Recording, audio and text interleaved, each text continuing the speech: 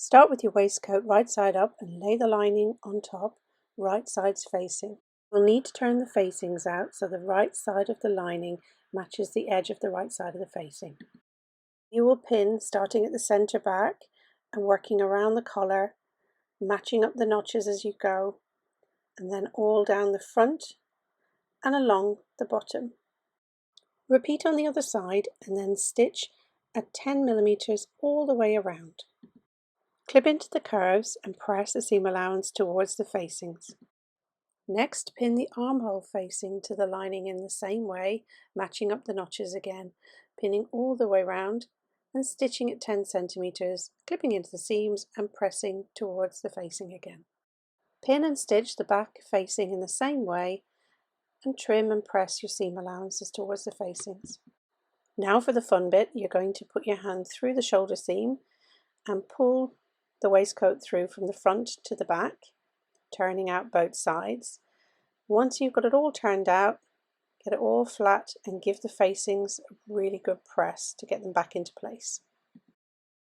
Then you're going to get your waistcoat laid out as it would be worn with the lining on the inside, and taking two side seams, take the lining and pinning into the seams, getting them matching up, and you can get that pinning started.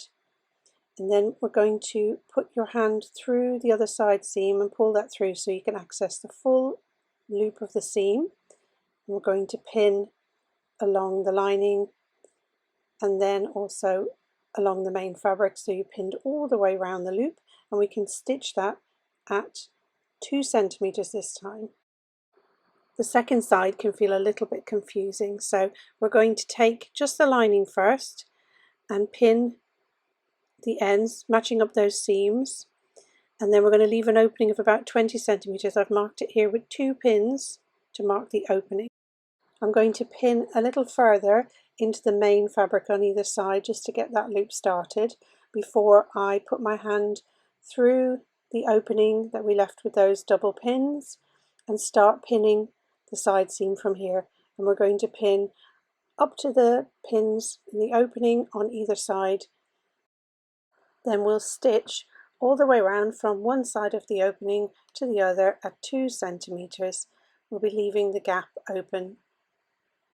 Press this seam as much as you can, and then we're going to close up the gap in the lining either with a slip stitch or a tiny edge stitch. And there's your lining finished, ready to add your buttons.